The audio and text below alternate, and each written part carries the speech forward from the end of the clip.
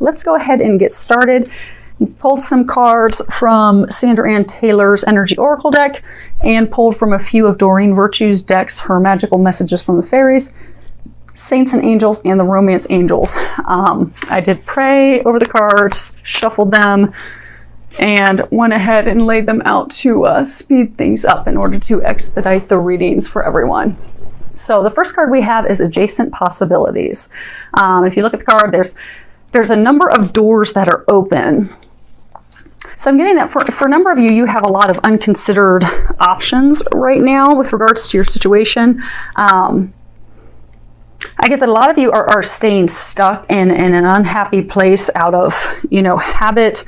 And even some are, out of fear and worry, and some just out of, not considering those options, not even thinking that there is an option for you to get yourself out of it. They're saying for some of you, this is a situation at work. So for some of you, you've had some conflict come up at work. Conflict with coworkers, conflict with your supervisor. And it's really making you doubt even wanting to continue to be employed there, questioning the ethics, morale, and the intentions of your leadership, your supervisors, your peers. And what they're saying is to consider all options, listen to that intuitive guidance that you're getting, because there are a number of options for you. Because I get, for those of you in this situation, you're thinking that the only option for you is to leave the company and go get a new job, where they're saying that there are some other options for you. There are ways that you could resolve this conflict. So pray, meditate, listen to that intuitive guidance, the nudges, the signs that you're receiving, because they are working to help you come up with those other ideas that you've not considered, to come up with the best outcome that's suited for you. And for some of you, I get that this is a conflict with your partner.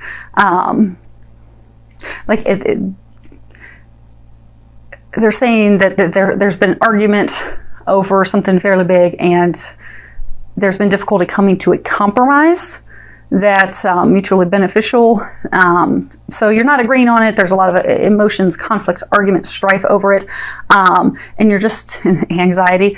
And you're just not coming up with a solution to fix it. So what they're encouraging you to do in May is to just take a deep breath, pray, meditate, and be open to the other ideas and suggestions that they give you, because they will give you those. Now, those may come through signs.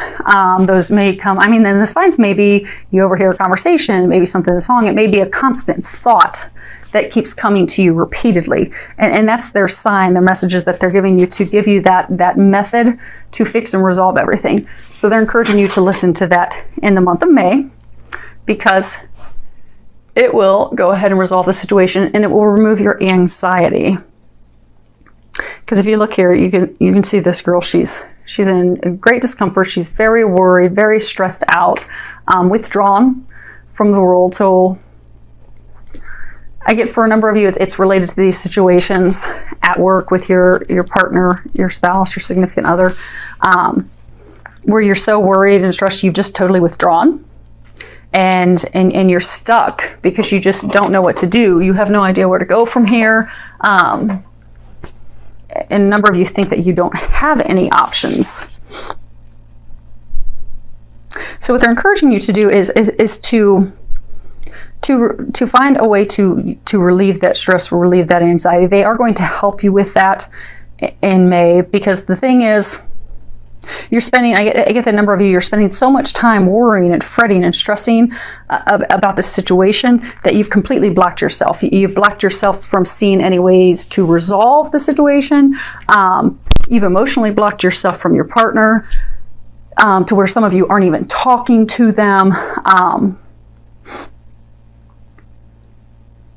And what they're saying is for you to ask for their help. They are going to help you come up with creative solutions. They're going to help you come up with ways to relieve your stress, because since you're at such a place of emotional turbulence and stress and anxiety,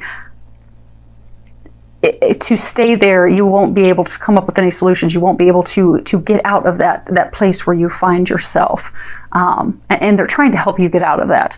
So what they're asking is that you help by getting out of your own way, by letting go of that stress. And if you just can't figure it out, then pray and ask that God and the angels help you let that go, so you can have a more positive outlook, so that they can show you the ways and methods and other opportunities to turn this around and completely shift it in your favor.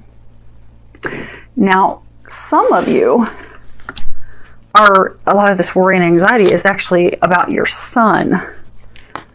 So if you can read that card at the bottom, it says, your son is watched over and protected as he explores his world. Okay, hold on, they're just giving me some more information. Okay. So I get that a number of you are worried about your son, and he's an adult. He's older. You've really been worried about him. You felt that something's wrong. You've been wanting to help and reach out to him, but you don't know how. But you keep having this intuitive nudge and feeling and stuff that keeps coming up, and you're like, okay, do I act on it? Do I check with him? Do I see how things are going? And they're wanting you to know that you can trust that intuitive guidance, that intuitive information that you're getting, to take that action for your son, because you're getting it for a reason. I get for a number of you, your son he's going like through a divorce, a separation from his longtime partner. It's very heartbreaking for him. So he's not been reaching out to you, but you know that there's something going on. So they're encouraging you to listen to that nudge, listen to that information. If you're being encouraged to give him a call, to reach out to him to see how things are going, they're encouraging you to do that in May, because that will be a tremendous help for him as he's going through this. And they're also saying that, they're watching over him as well, and that you can help by, praying and letting go of those worries and concerns for him, with prayer, because you don't want to energetically, because I get, energetically, like, if you're envisioning the worst and thinking the worst, it could impact the outcome for him. So release that, let go, let God, ask that they help him and guide you on what you can do to help him in his situation. And it is going to come out in his favor, what's best for him. And her as well. So this row down here is about love. And the first card that we have is, stay optimistic about your love life. Positive thinking and faith will bring you romance.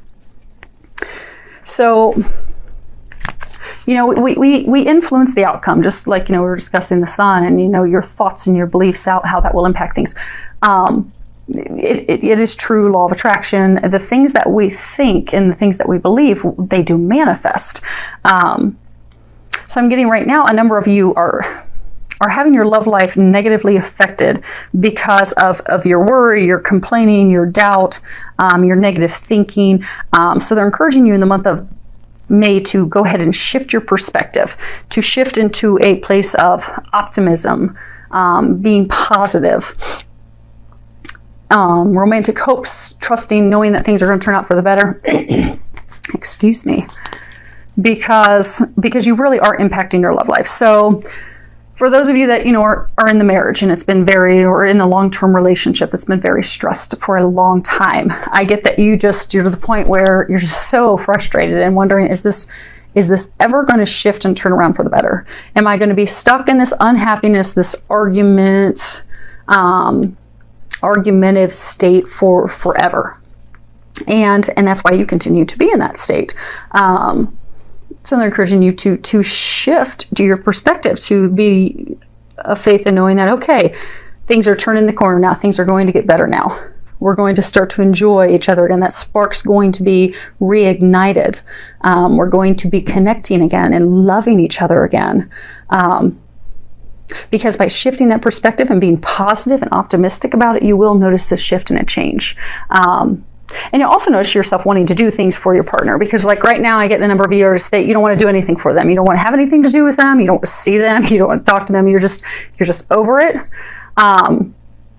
So when you shift your perspective and you shift to a more optimistic, positive place, you'll be a little more open to buying them flowers, to taking them out on a date, to doing something kind for them.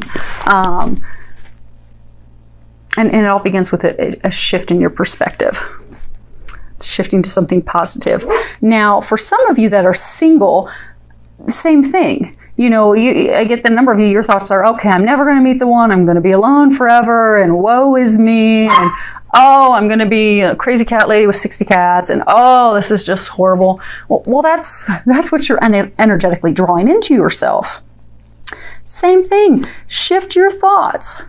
Shift your thoughts to knowing, oh, I am going to meet the perfect partner. I am going to meet my soulmate. I'm going to meet the love bug of my life. And that's what will happen. And for some of you, you know, do a visualization board, do a list, and let go and let God know that it's going to come true. Now, when you do your visualization board, don't go into a ton of detail like this, let go of control issues. You know, when you do your list of, okay, here's the things I desire in a mate. You know, don't go into a ton of detail saying, okay, she's got to be 5'2". She's got to have blonde hair, a double D chest, green eyes. She has to have the voice of an opera singer. She has to have this type of career field. Because what you're doing is you're pushing out the perfect mate, the perfect partner that they have for you. Instead, when you're putting, it's good to put a list together of here's the things that I desire in a mate. But don't get so detailed that perfect divine other half, you know, the best partner for you is blocked out, because that's not the detailed list that you had. So good to have expectations, put a list together. Just don't try to control every little aspect, because then you'll also be blocking yourself from bringing in that mate, that partner that you desire. So they are trying to encourage you to do that in May. So let's see here. The other piece with the letting go of your control issues. I'll raise this up, see if you can read the bottom of it. Allow the situation to unfold naturally. And that's tied for those of you that are trying to control every little aspect. But also for some of you, so, you know, things aren't going so well. And, you know, maybe when he came home from work, he helped you, you know, make dinner for the kids and clean up the house, but he didn't bring you flowers. You wanted him to bring you flowers for the argument that the two of you had the night before. So since he didn't bring you flowers, well, you're furious. So they're saying, don't throw the baby out with the bathwater. He's making an effort. He's trying. It's not exactly what you envisioned, but he's making an effort. So just let the situation unfold and be thankful for the things that he does. And vice versa. You know, if you're a guy and you've had an argument with your lady and she comes home and she does something, it's, you know, be thankful for the things that are being done, and don't let yourself block improving that love, that relationship, that partnership, because it's not exactly how you envisioned. Or for those of you that are single, because it's not the exact person in this uber detail of exactly what you're wanting in the person, because sometimes your prayers are answered differently than we envision. And if we let go of control, we let go and we let God, and we just let it unfold in its divine, perfect way, we will, most of the time, 99.999%, realize it's so much better than what we could have ever envisioned anyhow. So they're encouraging you in May to let go. And the last card, this is a card I was asking them, you know, how can you improve your love life in the month of May? And the card Move came up. So what they're saying is, in the month of May, you can improve your love life. You can bring that spark back. You can bring that joy, that bliss, that connection back by moving your body, by doing something. Go dancing together. Go and exercise. Go hiking together. Go enjoy the outdoors. Do an outdoor sport. Go play volleyball. Play tennis together. Just go play. Go and have fun together, because that's going to shift your mood. It's going to shift their mood. It's going to get you into more of a positive place, which ultimately will get you in more of an open, loving place where you're receptive to love. You're receptive to that connection. You're receptive to each other, which will help shift things for you. So I do wish you an amazing month. Many thanks to all of you for subscribing to my channel. Thank you for all of your comments. I do love reading them and hearing from you.